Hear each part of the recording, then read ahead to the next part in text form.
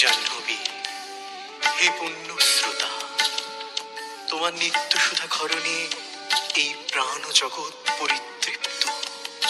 তুমি সেই আদি শক্তির প্রতিরূপ, তুমি জননী। হে মাত, হে সুরেশ্বরী, তোমার দয়ায় আমরা সদাশ্রয়ী।